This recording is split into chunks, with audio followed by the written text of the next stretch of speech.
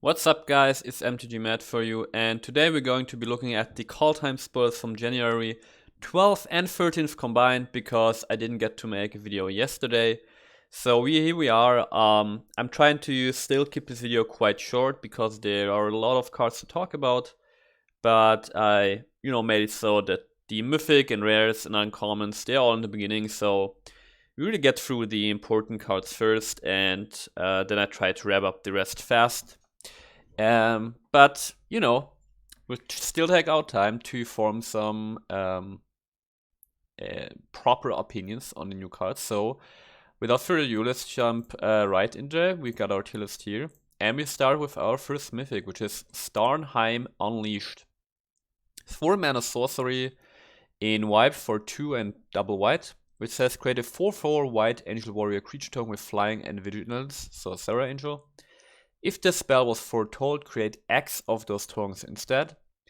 And foretell cost is XX white. So if you foretell this for 2 mana, on later turn you can choose a number for X and then create that many angel creature tokens with flying and vigilance. So if X is for example 1, then for 3 mana you would make a 4/4 angel. If X is 2, for 5 mana, you would make 2 4/4 angels and so on. So the rate is actually really good on this card, and I think this card has a lot of potential.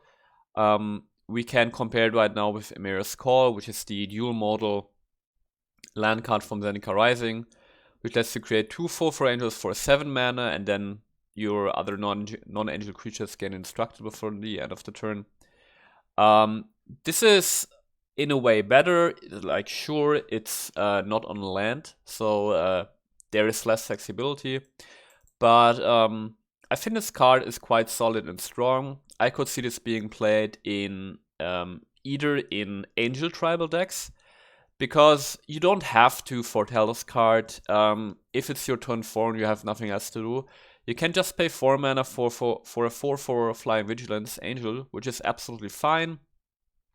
And if you have nothing to do on your turn 2, just foretell this, and then later on you get an even bigger value the longer the game goes on, right? So I can see this being played in angel tribal decks, or just even in mono white aggressive decks to have some, late game value to close out the game. And speaking of late game value, I can also see this being played as a 1 of 2 of in a control decks, maybe blue-white control, maybe Esper control. Because early on, if you just need a creature to block, you pay 4 mana to have a blocker, or turn 2, you might have nothing to do, you foretell this and just sit it there. And then once you have the game under control, you pay 5 or 7 mana to create a bunch of angels, and this way close out the game. So I think this card is pretty cool. Let's find it here. As I said, we have a lot to discuss. Here it is. So I would put this card into like the tier 3, tier 4 category. I think tier 3 is a nice guess. I don't think this card is going to be overwhelmingly present in a lot of decks, but as I said, I can see this being played in Angel Tribal and control decks. And I think that something like blue-white control could be really high tier, because it's getting, from the spoilers we've seen so far, it's getting a lot of new tools. So maybe this is even a tier 2 category, just because it would fit into this deck, just as a Emira's Call.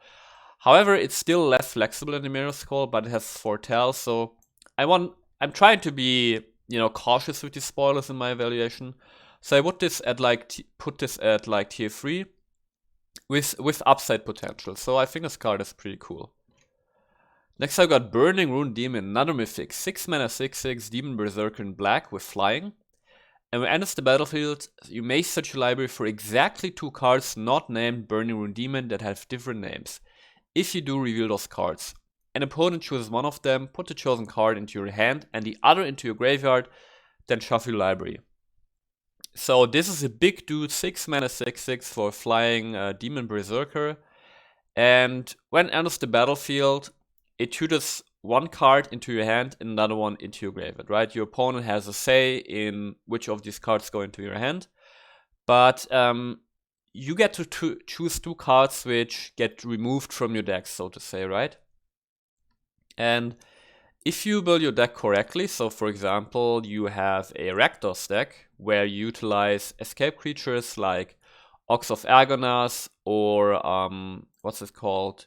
Phoenix of Ash or Croxa, you can pick 2 of these cards and either of those going into your hand, which is great, right? And the other is going into your graveyard, but because it has escape, you can then cast it from your graveyard later. So you have some big value there, which is really cool. That being said, to be fair, if you're playing a Rakdos deck, you're probably trying to be aggressive, right? I mean, this could still fit in like a mid-range Rakdos deck, although I would say that's not a thing right now. And I don't necessarily imagine it's going to be a thing, so while I think this card is good value because you get a 6-mana 6/6 flying, which is great, and it has an immediate effect on the board, it draws you 2 cards if you build your deck the right way. I just think that I don't see a home really for this card. I think it's just like the Rakdos decks we know for escape and where I would put this in. They usually don't have these high cost creatures. 6 mana is just a lot.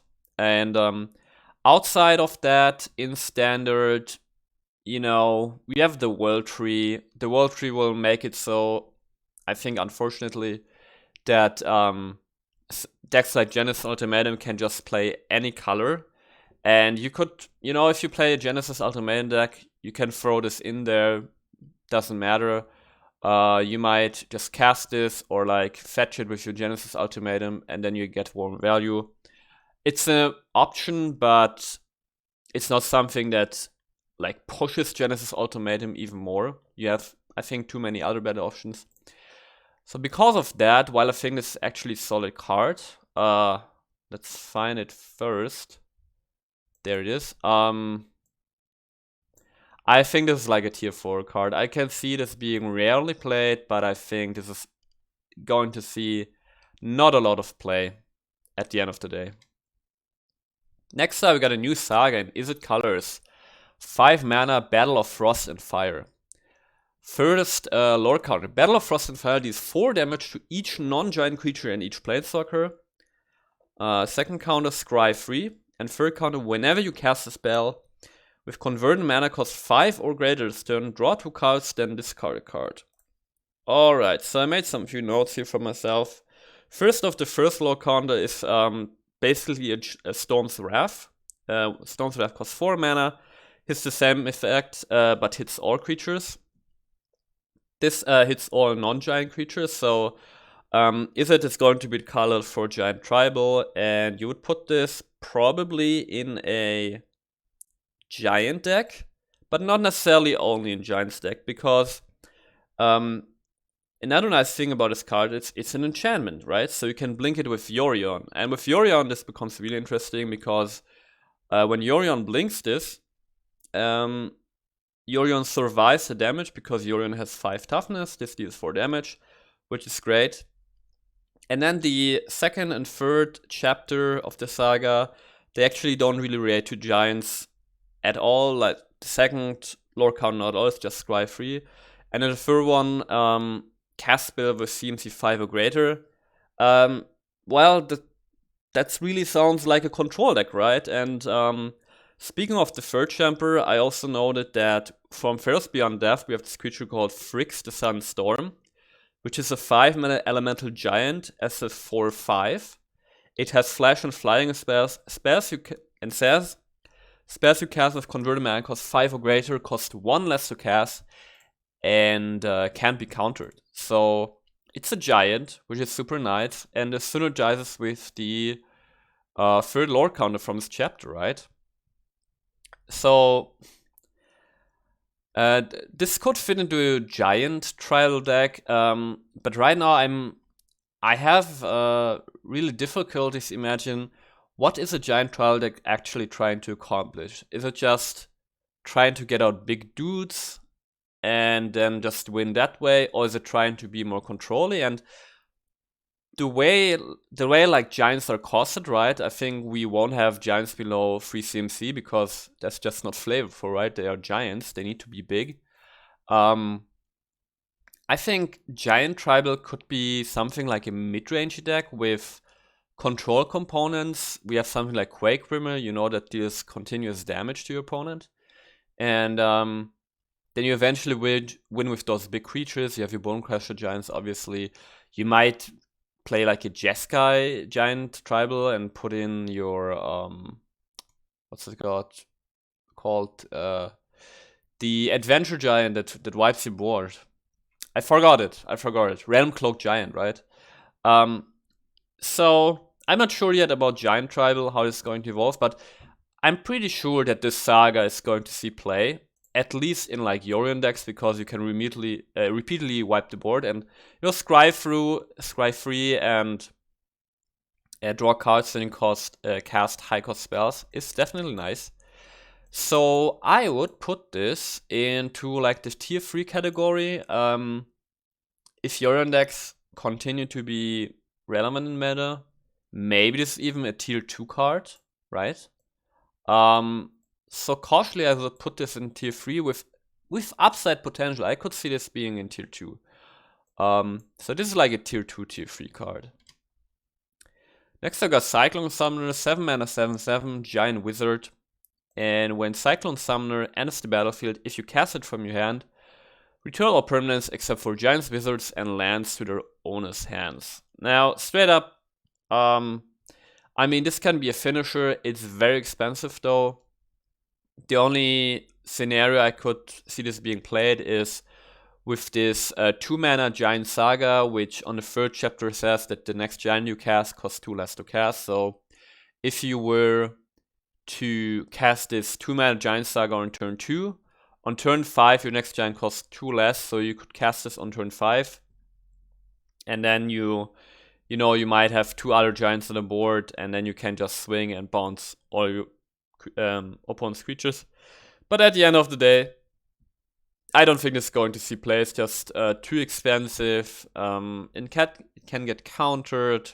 And I don't even necessarily think that in Standard this effect is that game ending. I mean, if you're playing against a control deck, sure, they might have some enchantments out, but it's not like they immediately lose because of this card. So, because of that, I actually think I'm going to put this into the 0 play category. I don't think this is going to see any play, realistically. It's just too expensive. Next up, another saga, this time in Simic colors. It's Bears of Ligeia. 3 mana, Chapter 1, create a blue 2/2 shapeshifter creature token with Changeling. Chapter 2, any number of target shapeshifter creatures you control have base power and toughness 4/4. And Chapter 3, choose a target creature or planeswalker. Each creature with 4 or more power that you control deals damage equal to its power to that permanent. Now, first thing I want to say about this card is this card is obviously translated, and when you read the translation the first time, you might think that the second chapter is a mistranslation, that it should say shapeshifter creatures you control have base power and toughness 4/4 until end of turn, but I checked it and it seems like this translation is correct, which means that this effect is rather unique in the way that, your shapeshifter creatures just stay base power and toughness 4/4 for as long as they remain on the battlefield. So that's pretty big. So, yeah, what do we have here? Chapter 1, you just get a 2/2. Chapter 2, if it survives, it becomes a 4/4. And then, you can play other creatures. And Chapter 3, you can kill something. I think in a vacuum, this card is actually solid, right? For 3 mana, you're getting a 4/4 on the board. And then on Chapter 3, it can kill potentially a creature or planeswalker, which is nice. There's some synergies we have in Standard with like creatures with power 4 or greater, like Garruk's Uprising, for example. But to me, I just don't see a deck where this would fit in. In Simic colors, like Simic on its own doesn't really have a deck right now, but there are Temur decks, and you wouldn't play this in Temur. And I don't really imagine that Shapeshifter or Changing Climber is going to be a thing. So while I think that this card is solid in a vacuum, I actually think that at the end of the day, this card is going to see zero play. Because I just don't see a home for this card in any deck. So unfortunately, for me, this is tier 5. Now, next card though isn't tier 5. This is Mystical Reflection. 2 mana instant in blue. It says choose target non-legendary creature. The next time that at least one creature or planeswalker enters the battlefield this turn, they enter as copies of the chosen creature, and you can foretell for 1 blue mana, so you can make this even cheaper. Now this card has people discussing, and I think rightfully so. I think this card is really, really cool. So this card has 2 applications, right? First thing, you can use it for your own creatures. So I've just thought about this card a bit and came up with a nice little, let's say, observation, right? Let's say you have you kill your opponent's creatures in like a control deck, and maybe like an Esper control deck, and you have a Dream Trawler on the board, right? And you kill some of your opponent's creatures. You then cast Rise of the Dreadmarn, which is this new black instant, which says create X 2/2 black zombie berserker creature tokens, where X is the number of non-token creatures that died this turn. You play this card, and let's say you would create 3 zombies. Then you Mystical Reflection your Dream Trawler, and already 2 zombies enter as copies of Dream Trawler. So that's really crazy. And you can also use this for, you know, whenever, let's say, tokens would enter the battlefield under your control, you can also choose a powerful non-legendary creature your opponent controls, and then just, you know, copy that creature, which is really, really cool. So this card is very, very flexible. And then on the other hand, you can use it against your opponent in the way, let's say, this applies to creatures or planeswalker, right? So let's say your opponent is going to cast a Eugene, right? And Eugene is on the stack, and you yourself are in a control deck, and you have your 1/1 human on the battlefield from your Castle Ardenvale. Well, you just target your 1/1 human, the Eugene of your opponent enters the battlefield as 1/1 human, and which means this is basically in that way a 2 mana counter spell, or even 1 mana if you have foretold it, right? So various applications here. Also needs to be noted that the effect only takes place when the creature you've targeted is still on the battlefield when the next creatures or planeswalker enter the battlefield. So your opponent might remove the creature you target to negate your effect. But you know, that's just magic. I don't think that's a necessary downside of this card. It just means that you need to be aware of that. And yeah, I think this card is just has so many applications also down the road, and I could see this being played in like control decks, or maybe token heavy decks could see this play. So for example, it seems like, or it's pretty obvious that Elf Tribal is going to be in green and black, right? In Kaldheim. But I've also noted that elves are very good at generating mana, so I could see also elves with a splash of blue. And if you put in a splash of blue, I could see Mystic Reflection maybe in like an elf tribal deck, because you want to go wide with tokens. And we've seen this 4 mana Elfish Ambush instant card, which creates a number of 1/1 elves equal to the number of elves you control. If you have Mystical Reflection, you know, copy a big elf you have, or copy something from your opponent. So I think that's a very cool card that's absolutely playable. And because of its specific applications, I would also put this in tier 3. But this has a lot of potential for me. I could also put see this in like tier 2 decks. It's just a super cool card because, as I said, in certain environments, this can be a 2 mana counter spell or even a 1 mana counter spell if you foretold it. So the foretell just makes it that much better. So I think this could be like a tier 2 card actually. Tier 3, tier 2. So it's really in between there, and yeah, maybe I leave it in tier 3. I want to be cautious here, but I think this card is has a lot of potential. Next up, Battle for Bradagard. We already had this card, but now it's like officially confirmed. 3-mana enchantment in Selesnya. Chapter 1, create a 1/1 mighty human creature token. Chapter 2, create a 1/1 green elf warrior creature token. Chapter 3, choose any number of artifact tokens and/or creature tokens you control with different names for each of them. Create a token that's a copy of it. Now, so on the face value, if your 1/1 survive, right, then for 3 mana you get 4 1/1 tokens over several turns. Period, right? If there is nothing else on your board that makes you tokens.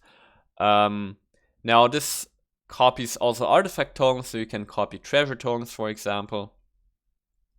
You could copy Jace Planeswalker tokens and so on, but at the end of the day, while I think the third effect is very interesting, I just don't see this card being played because it's very, very slow.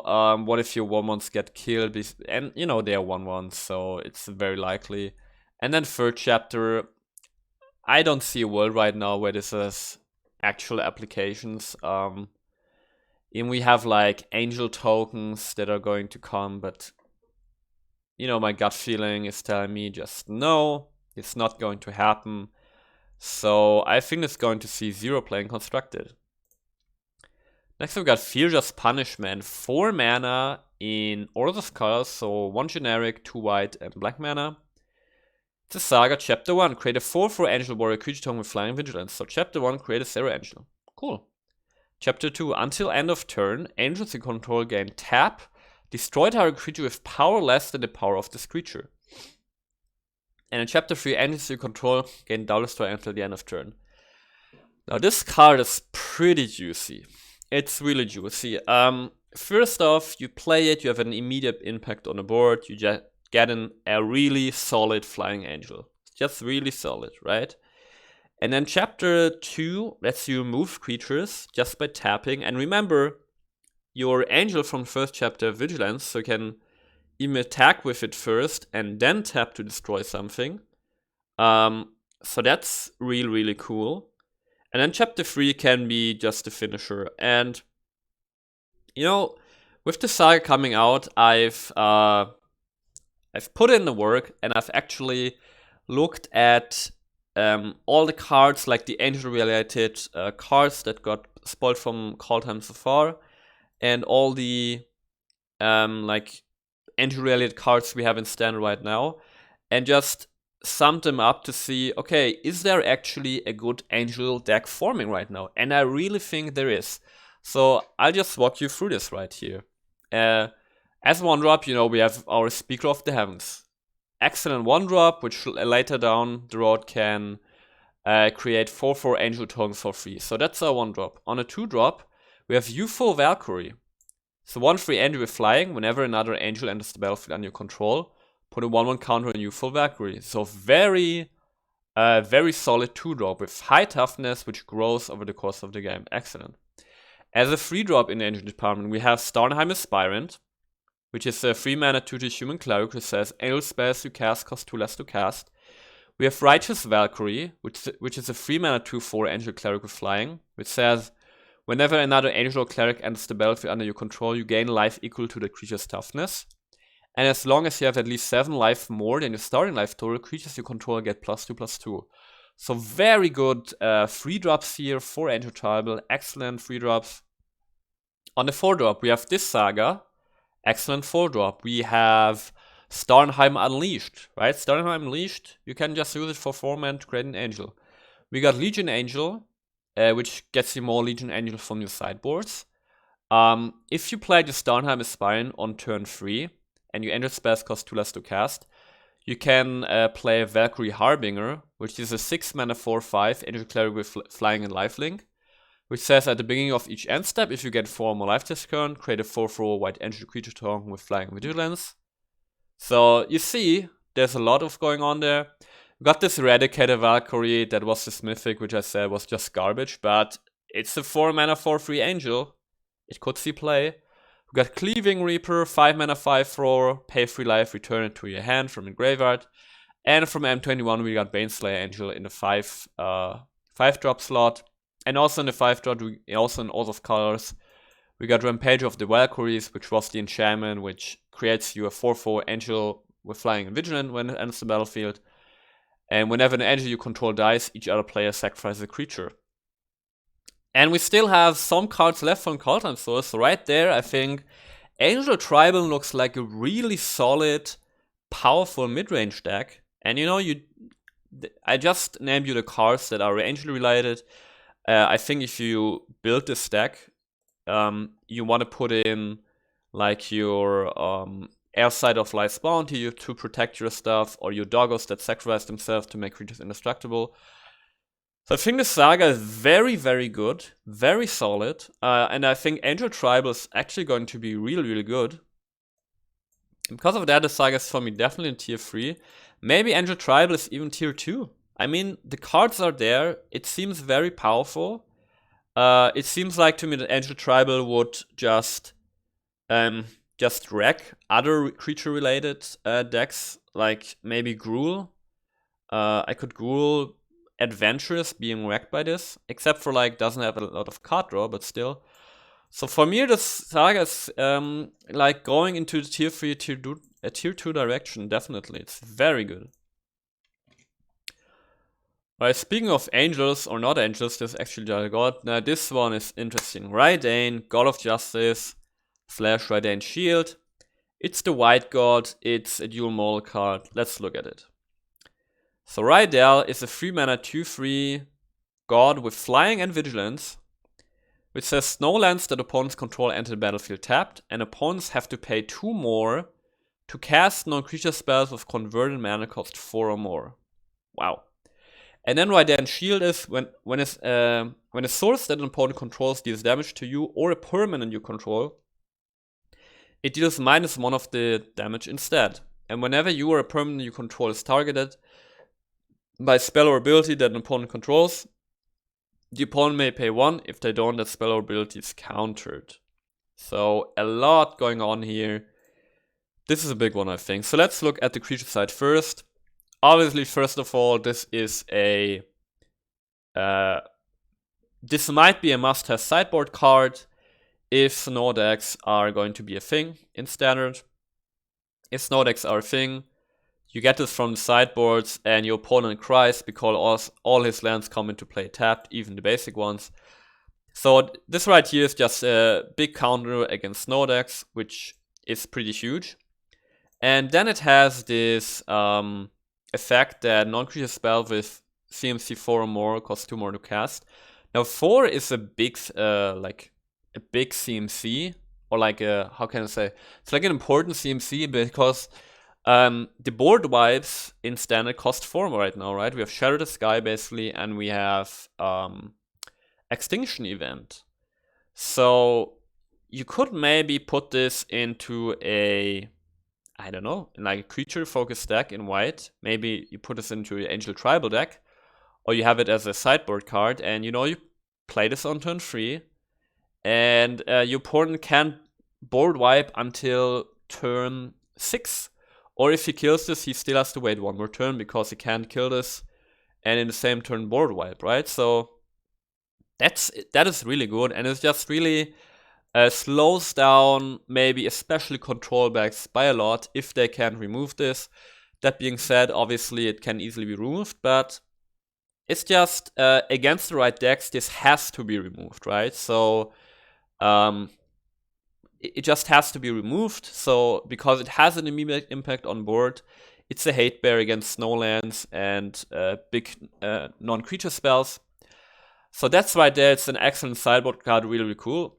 And then the other side, Raidane Shield, is also it's just really, really good, right? I think you could even mainboard Raidane Shield in a control deck, because a source that, like any source your opponent has, damage reduced by 1. If you just imagine playing against like red aggro, or just in general really aggressive creature decks, this can buy you a lot of time, like a lot of time.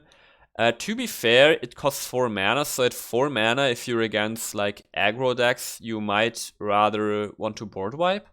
But you know, sometimes aggro decks don't have a good start and you don't necessarily want to board try in turn 4, you put this down and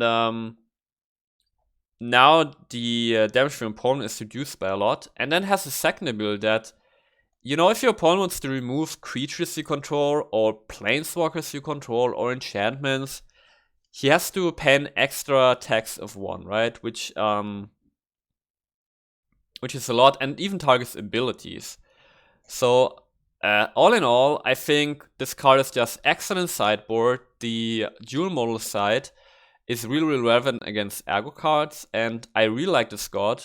It's just one of these cards that I love, which I really like to build like Staxy decks if they are, you know, possible to build in standard. So I think this God of Justice is really solid. For me, it's like a tier 3 card. It's definitely a sideboard card, 100%. Because of that, it might even be tier 2, because if snow decks become a thing, you want to have this in the sideboard, which means it's going to be played in high tier decks, right? So because of that, I'm actually going to be generous and put this as a tier 2 card. In main decks, probably not as, how could you say? Main decks is probably not as present. But what I also like is maybe this is just one more card which enables like a hate type of control deck, because, you know, we got Archon of Emeria right now, which says each player can cast more than one spell each turn. Non-basic lands the opponent's control enter the battlefield tapped. We also have effects like Ruined Halo or Defeating Silence. So, you know, this card here forms like a shell of like a really hate Staxy deck, which, you know, I'm probably going to build because I like this decks. It's probably not that great, but it's a good card. Alright, we're through with the mythics and the rares, so now it should be able to evaluate this a bit faster. You got Crush the Weak, 3-mana sorcery in red. Crush the Weak deals 2 damage to each creature. If a creature dealt damage this way would die this turn, exile instead, and you can foretell for 1 red mana. Now, it's a red board wipe, right? And let's compare this card. So right now in standard we have Cinderclasm from Zendikar Horizon, which is a 2-mana instant with Kicker for red, and which deals 1 damage to each creature, and if it was kicked, it deals 2 damage to each creature instead. Now, Cinderclasm is an instant, and you can cast it for 2 mana if you just want to board 5s, you know, X once. Or you can just pay 3 mana and also deal 2 damage, and then it doesn't have the exile effect of Crush the Weak, and it doesn't have the foretell effect. Now, and I think the comparison is, you know, it's the right comparison to make. So, is this relevant? So, first of all, the upside of this, obviously, the exile feature. Is the exile that relevant? Well, we got like Phoenix of Ashes. We got like occasional death triggers right now in standard, but they're not really that relevant. Like it helps. What's nice, it helps like against Dimir Rogues, right? It kills their Lurus, it kills their Thieves Guild Enforcer, which is really cool. And then it has this foretell effect, which enables you to, you know, down around just pay 1 mana instead of 3, which is actually big. So with this card, I think this could see play, at least in like as a sideboard card. It's just hard to tell right now how good is Foretell. Foretell might be really nice in control decks, you know, the ability to pay mana up front and then later just 1 mana, get rid of your small creatures and still have basically all my mana left for a turn. Could be really huge. And the exile can matter. We used to have a card standard called Cry of the Cornarium in black, which would make it so that all creatures get -2/-2 until end of turn, and all creature dies that would die would be put in exile. So, and Cry of the Cornarium saw actually a lot of play in like Aspen control decks. This is in red, so this might not be as relevant. So, all in all, what do I think about this card? I think it's a playable sideboard card in the right meta, but since Foretell is so hard to evaluate right now, and I don't know if exile is that relevant, I would put this like in a tier 4 category. I think this can see rare play maybe. So next up we got Dual Strike here. is an instant red for 2 red mana, and it says when you cast the next instant or sorcery spell with convert mana cost 4 or less this turn, copy the spell. You may choose new targets for a copy, and you can foretell for 1 red mana. Now, I've tried to look through Arena, through the standard cards available, and checked the 4 CMC or less instant sorceries that are frequently played and whether it would be worth to put dual strikes in those decks that use those low CMC spells, right?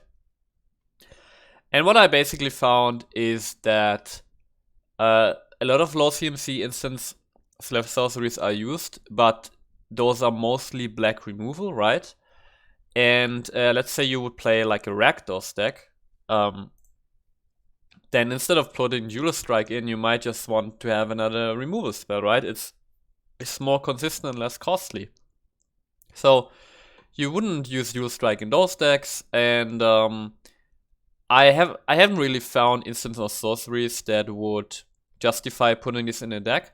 However, I believe that since we got Toral's God of Fury now coming in Kaldheim, which is all about like non-combat damage.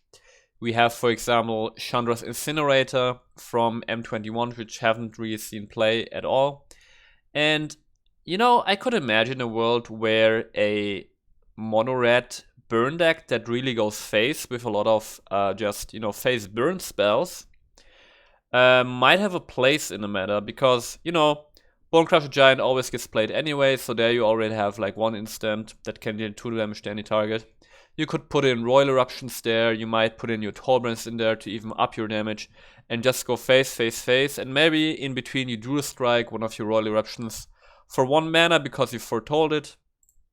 That's just a deck idea. I don't know if it would be viable, but just as a standalone card, and considering what kind of instant sorceries are currently played right now in the meta, I don't think this is going to find a place in a lot of decks, but I think Dual Strike could get a place in rarely in some unique tier 4 deck, maybe like a mono-red face burn deck, something like that. So I put it in tier 4. I think this is not a bad card, especially because the foretell is huge. Being able to copy a spell for 1 instead of 2 mana is pretty good. Next up we got Frostpire Arcanist, 5 mana in blue for a giant wizard. It's a 2/5. The spell costs 1 less to cast if you control a giant or wizard, so then it costs 4 mana. And when it enters the battlefield, search your library for an instant or sorcery card with the same name as a card in your graveyard. Reveal it, put it into your hand, then shuffle your library. Well, this card is going to see absolutely 0 play, even in giant decks. At 4 mana you have just so many other better giants to play or other spells, so this really isn't for constructed, and that's why it's going to see 0 play. Next up we got Basalt Ravager, 4 mana giant wizard as a 4/2, and when it enters the battlefield, it deals X damage to any target where X is the greatest number of creatures you control that have a creature type in common. So you can slot this in some kind of tribal deck, and then have to play this on turn 4. Realistically, it might deal, let's say realistically it might deal between 2 to 3 damage to any target, which can occasionally kill something like a Bone Crusher Giant. It can definitely kill something like Edgewall Innkeeper and so on. And I could see this card being played in certain tribal decks. However, right now I can't come up with in what kind of tribal decks, because elves are probably going to be green and black, right? So they want to go wide, but they don't really necessarily have red in there. Berserkers, maybe Berserkers, but to me Berserkers up until now, from what spoilers we've seen, doesn't seem like a strong archetype. So Basalt Ravager is at this weird place where on its face value it could actually be okay. Maybe, I don't know, maybe like a humans deck, right? Humans can go wide, actually. Humans smarter deck, and then you have like 2 of these in the deck. And then if it comes down, it might deal like 3 to 4 damage, which is actually pretty nice. But You have to go through some hoops. Realistically, I think this is probably going to find 0 play, although I think it has some potential because it's to any target, which is just huge, right? You can go face, you can kill creatures, target planeswalkers. So maybe there is somewhere, maybe like a, I don't know, Boros human stack, if that's the thing, but probably not. Or like a Marty human stack. So realistically, this will see 0 playing Constructor, but this is one of these cards that isn't necessarily bad. Next up we got Weathered Runestone, 2-mana artifact. Non-permanent cards in graveyards and libraries can't enter the battlefield, and players can't cast spells from graveyards or libraries. So a significant hate stone for standard right now, because speaking of graveyards, escape is a thing. People do cast spells from graveyards fairly often. And non-permanent cards in graveyards and libraries can't enter the battlefield, and players can't cast spells from graveyards or libraries. Well, I just noted down that this card perfectly synergizes with Tibalt's Trickery, the card we've seen revealed like 2 days ago, where you counter target spell. It's a red instant for 2 mana. And the spell gets countered, and then its controller searches the library for the next non-land card they hit, and may cast a spell without paying its mana cost. Well, if you have Weathered Runestone out, or for example a Drenith Magistrate, which says your opponents can't cast spell from anywhere other than their hands, then Tibalt's Trickery is essentially just 2 mana instant counter target spell, because they won't be able, your opponent won't be able to cast their spell from library. So some synergy right there. Just in general, this is obviously a really good sideboard card in the right meta. So I give this a tier 4. It's a sideboard card. You won't put this probably into a main deck itself. Maybe for some Tibalt's Trickery shenanigans. But this is definitely a tier 4 card because it can go in sideboard. So it might even be tier 3. Tier 3 relevant. It might even be tier 3 relevant in the right meta. Next we got Shepherd of the Cosmos, 6 mana Angel Warrior with flying. It's a 3/3, and when enters the battlefield, return target permanent with converted mana cost 2 or less from your graveyard to the battlefield, and you can foretell it to then cast it for 4 mana. Too costly for constructed. I think the effect itself is actually quite nice for draft or anything. But even if you play this on turn 4, you had to skip your turn 2, so that's not really worth it. So 0 playing constructed. Where is it? There is our Angel. 0 playing constructed. Next up, Avalanche Call. Now this is one of my favorites actually. One of my favorite uncommons. 2 mana 1/3. Snow creature human wizard. Pay 2, target snowland you control becomes a 4/4 elemental creature with haste and hexproof until end of turn, still a land. So very cheap creature to start with, 2 mana 1/3. Also it's got nice stats because it can die to a storm, which is really good. And then for just 2 mana you make one of your lands a 4/4 elemental with haste and hexproof. Hexproof is actually the big one here, right? So your opponent can kill it at instant speed with some removal.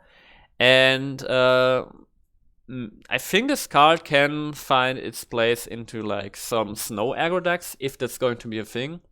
I think the effect is definitely worth it. What needs to be noted here that while paying 2 mana for a 4/4 elemental is a very good rate, especially with hexproof, the thing is just that we have Lost Beasts in the meta, we have Bone Crusher Giants. All of these trade into your land, and then even if you trade a Bone Crusher Giant, your opponent is probably happy to do so, because he loses a creature, but you lose a land. So I would give this like a tier 3, tier 4-ish rating, right? Because you can become very aggressive with it, and especially like if aggro snow is some kind of thing. Aggro decks always have this problem with resources, right? They run out of resources. Well, with this guy, there's always something to pam your mana into. So Realistically, this is probably a 2-4 card, but I think it really has some place in the deck somewhere. I really think that. Next up, draw a silent 2-mana artifact equipment. When it enters the battlefield, you may pay 2 and a black. If you do, create a 2/2 black zombie berserker creature. Then attach Draugur's Helm to it, and equip creature gets +2/+2 and has menace. An equip cost of 4. Once the enemy player constructed, even if you kick it, so to say, you pay 5 mana for a 4/4 with menace. And equip cost is way too high, so 0 playing constructed. 0 play. Next up, Clarion Spirit. 2 mana 2/2. Spirit, whenever you cast a second spell each turn, create a 1/1 white spirit creature token with flying. So there is this theme in the Kaldheim spoilers where you have these small creatures that do something if you cast a second spell each turn. And from the creatures we've seen so far, those creatures are 1 or 2 CMC. And I think that could be a fun deck archetype together with Lurus as your companion. You just have 1 and 2 drops, and I know you put in village rites for card draw, and then you just make sure that you cast a lot of small spells each turn. And Clarion Spirit definitely goes in there. 2 mana 2/2 is not great, but it's fine. And then over time it generates you 1/1 white spirit creature even with flying, so that's pretty good. And I don't think that deck is going to be any great, but I'm certainly going to try it out. And that thinking goes in there. What does it look like? Like green spirit here.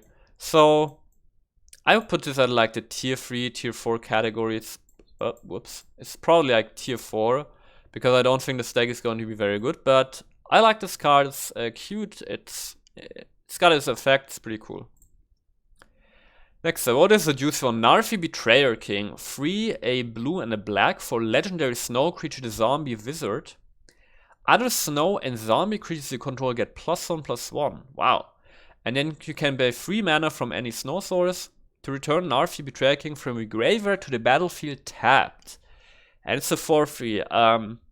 This card is certainly enabling a snow deck. I really think so. So first, the Anthem effect is really nice because we don't really have great zombies in standard right now, but we're getting snow creatures. So Real Narfi is targeting 2 kind of creature types, so to say. And this gives you just wider options to build your deck around this guy. And I'm sure there will be enough cards that you can put in this deck to make this worthwhile. And then, obviously, you never want to hardcast Narfi. It's just too costly. I mean, it's not super bad. 5 mana 4/3 with an Anthem effect, but it's not good. No, the real effect here is if you can, discard it into your graveyard and then return just for paying 3 mana, even at instant speed, right? So you just do it at your opponent's end step. Comes into battlefield tapped, it immediately untaps, you got a 4/3, and gives all your other creatures +1/+1. So I really like this card. I haven't really thought about, like, how to say, what kind of back builder on. You certainly want snow creatures, zombies, maybe splash zombies here and there if they're good enough. But you just want to make sure that Narfi goes to the graveyard from your hand, right? So you don't have to hardcast it. And I definitely think this is a really cool card. I would give this like a tier 3 rating. I think Narfi can enable just a deck type.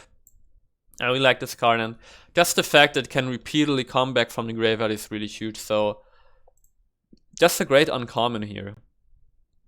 Next I got Agar, the Freezing Flame, 3 mana 3/3 giant wizard. Legendary creature. Whenever a creature or planeswalker an opponent controls dealt excess damage, if a giant, wizard, or spell you control dealt damage to it this turn, draw a card. Now this card in a vacuum, I would say, is actually not great. The thing is, excess damage is not, how can you say, I think excess damage is just something you cannot rely on to build your game plan around, right? Because you won't necessarily know what kind of creatures do you face from your opponent, and if you're gonna overkill them or just exactly kill them. So I think in a vacuum you can't fully rely on this effect, but I think this card will find its way into a deck merely because of the fact that it is a 3-mana 3/3 giant, and if you want to build a giant tribal deck, I think you need to find ways to fill out your creature slots properly, because from what it seems, giants only start at 3 CMC, with, you know, Croxa as an exception, but Croxa doesn't stay on the battlefield. And they start at 3 CMC, you got your Bonecastle Giants as companions to this guy, and which means you really, in standard, you would like pick every giant you can get at the 3 CMC slot. And this, you know, is a 3-mana 3/3, and if you build your deck around it, you know, with excess damage and, you know, just red removal spells that deals damage, this will occasionally draw you 1 or 2 cards. So because of that, I think it's a fine card. I don't think it's super great, but Giant Tribal might be like a tier 3 deck, so I would give this like a tier 3 rating. But I think in a vacuum, this is actually not a super great card. Next up, we got Raider's Car, 3-mana 4/4 artifact vehicle, and whenever it attacks, look at the top card of your library. If it's a land card, you may put it onto the battlefield tab. So actually quite cool effect. At the end of the day, with crew 3, it's just too expensive. It's just 4/4. At the 3-mana slot, just in standard, this is not good enough, so this will find 0 planes constructed. Although I think that the effect is quite neat and cute. Where do we have it? I'm not seeing it. Where's the boat?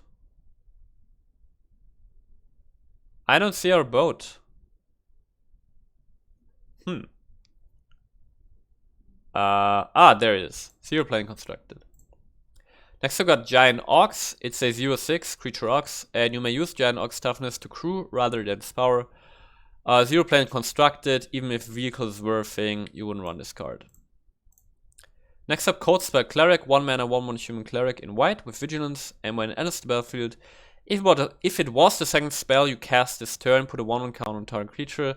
Again, a second spell deck, put it in there. It can be a 1-mana 2/2 vigilance, which is fine. So, you know, this might be like a tier 4 card. Next up, we got Mammoth Grove, 3-mana instant in green. Target creature gets +4/+4 until end of turn. Foretell for a green. This is going to see 0 plane constructed. It's just that pump spells are not that great, especially not like this. You know, people play Primal Might these days occasionally, but that's also because it's flexible and you can remove a creature from your opponent. Next, we've got Demonic Lightning, 3-mana instant in red. Demonic Lightning deals 4 damage to target creature or planeswalker, and you can foretell for a red.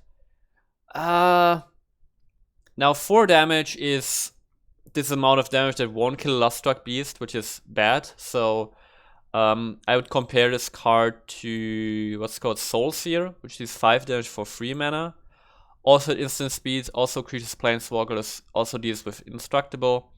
And I think the foretell won't make the difference. So because we have a Soul Spear, I would say this is going to see 0 planes constructed. Next we've got Run Amok, 2-mana 2-mana instant in red. Target attacking creature gets +3/+3 and trample at the end of turn. This pump spell is actually okay, mostly because of the trample, and +3/+3 is good, right? I think this is a fine pump spell, but I don't know, what kind of deck would you put this? Maybe in like a mono-red deck? Maybe pumping your Annex or something. But at the end of the day, you have too many other cards you want to fill up your deck with that are better, so I think it's going to see 0 plane constructed. Next up, Terrifying Rider, 6-mana 3/7 Spirit Knight. Can pay 2 mana, tap it, exile a creature card from graveyard, target opponent loses 3 life. 0 plane constructed, obviously. Next up, Portis Falcon, 2 mana 1/2 snow creature bird with flying. Pay mana from Snow Souls, tap it, draw a card, discard a card. 0 plane constructed. Next up, Smashing Success. 4-mana instant in green. Destroy target artifact or land. If an artifact is destroyed this way, create a treasure token. I like that we have land destruction in standard again on a spell or like an instant. Even it can even destroy artifacts, which is cool. But at the end of the day, just going to see 0 play. But you could copy this with double strike, so that's cool. Hellish Pet, 3-mana 2/2 creature imp. Whenever you cast a second spell each turn, put a 1/1 count on Hellish Pet and gains flying until end of turn. Yeah, 0 playing constructed. You know, these are just bad cards. Next up, this might see some play. Jasper Sentinel, 1 green for a 1/2 elf rogue with reach. And you can tap it and tap an untapped creature you control to add 1 mana of any color. Now, I think if you want to build an elf tribal deck, you're gonna put this in there just because you don't really have other alternatives right now. At the 1-mana elf slot, I think there's this 1-mana elf rogue with Death Touch, but I think this is just, you know, better. It can ramp you in a way. You play this on turn 1. Turn 2, you play another elf, and then you can tap it for an additional mana to, you know, play an additional elf. So I think this is going to see play, and I think Elf Tribal could be like a tier 3 deck. I would actually put this at tier 3. I think this is a fine card, but I'm not sure, so let's put it in tier 4 actually. Yes, I'm a Tangia Mentor, 4-mana 3/2. Elf Warrior in green. When enters the battlefield, create a 1/1 green Elf Warrior creature token. Yeah, 1 C play. Even in Elf Tribal because it's just too bad. 0 play. Next we got Squash. 5-mana instant in red. This spell costs 3 less to cast if you control a giant, so then it costs 2 mana. And then Squash deals 6 damage to target creature or planeswalker. If you build a giant deck, you want to put this card in because paying 2 mana for 6 damage to a creature or planeswalker is excellent. It also synergizes with this Overkill giant we've seen before. And yeah, if you want to build a giant deck, this goes in there. So assuming Giant Troll is going to be something like tier 3, I'm going to put this at tier 3. It's a good removal spell. Next up, Sindar Giant, 7-mana, 7/6 Giant Berserker with Trample, and when it dies, it deals 7 damage to a creature an opponent controls, chosen at random. 0 playing constructed, no doubt about that. Next up, Duskwielder, 1-mana, 1/2 Elf Berserker with Boast. Pay 1 target opponent, lose 1 life and gain 1 life. Nah. I know this is a 1-mana elf, which is cool, but I think people won't still play it. Instead of this, you might just instead put in, you know, a removal spell, right? It's just better. So Duskwielder, 0 play constructed. We got King Harrow's Revenge, 3-mana sorcery in green. At the end of turn, target creature gets +1/+1 for each creature you control and gains trample. It must be blocked this turn if able. Again, 0 playing constructed, 3 mana. You can just play, you know, removal spells. Even if you go wide, it's just better to play a removal spell. Alright, nearing the end here. Next is Boreal Wanderer, 5-mana 4/4 Snow Creature Giant Wizard, and when enters the battlefield, tap target artifact or creature an opponent controls. If Snow mana was used to cast a spell, that creature or artifact does not tap during that player's next untap step. 0 playing constructed. There we go. Next up, Carfell Forerunner, 2-mana 1/3 Snow Creature Zombie Wizard. You can tap it to add blue and spend this mana only to foretell cards or to cast instant sorceries. You know, it's a zombie wizard. Maybe you put it into this deck with our zombie Snow Lord. Maybe, but realistically, probably not. I don't know. Maybe this sees play in the zombie Snow deck, so I put this into like tier 4. I mean, it's kind of ramp for foretelling or instant sorcery, so that might be good. Next up, Wings of the Cosmos, 1 white, instant, target gets +1/+3 and gains flying until end of turn, untap it. 0 playing constructed. And next up, another vehicle, Funeral Longbow, 2-mana 3/3 Vigilance in crew 1. Crew is actually the crew cost here is very small, and you know, dwarves will have some synergies with vehicles and will have synergies with tapping their dwarves. And this one is pretty cheap, because if you think about it, on turn 1 you can play some kind of dwarf. Turn 2 you play your Magda, right, which gives you, for example, treasure token if a dwarf gets tapped. And then turn 3 you could play this longboat, and it can attack the turn it comes down, but it can crew immediately, so you can just tap one of your draws to create treasures. And it's not the absolute worst, it's a 2-mana 3/3 with vigilance, so it can do something. And you know, it's a vehicle, so it always protected from sorcery speed removal and such. So maybe you put this into like a dwarf deck? Maybe? Just to, you know, have some tapping synergy. So is it crazy to think of me that this might see play? Where is it actually? That this might see some play? It's probably too optimistic, but I'll give it the benefit of the doubt. Next time we got Goldvine Pick. 2-mana artifact equipment. Equipped creature gets +1/+1.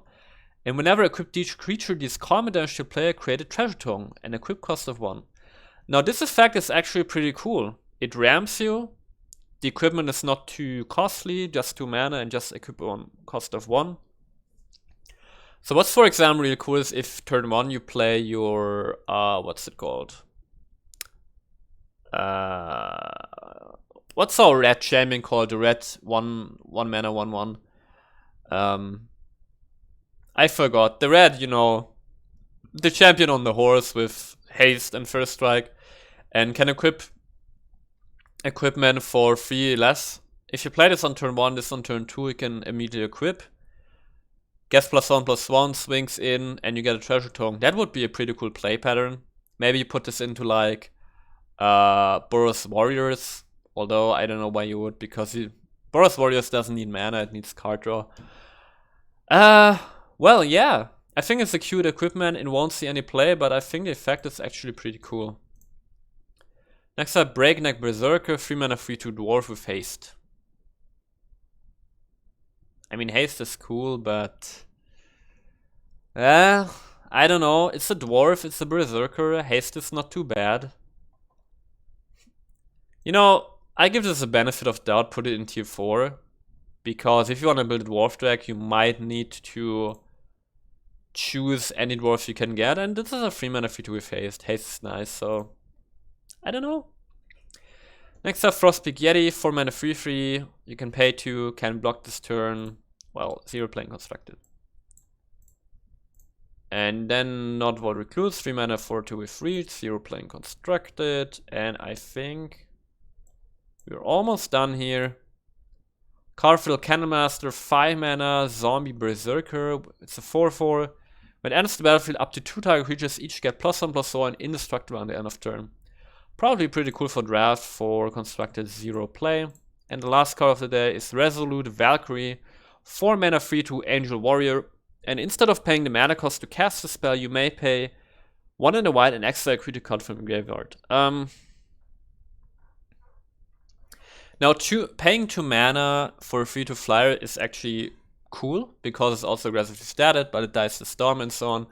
Long story short, this will see 0 playing constructed.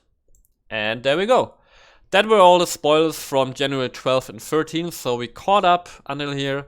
I hope you guys enjoyed it. This was pretty long, I understand, but I keep you guys updated. And I see you guys on a video tomorrow, and please don't forget to like and subscribe, would mean a ton to me. See you guys then.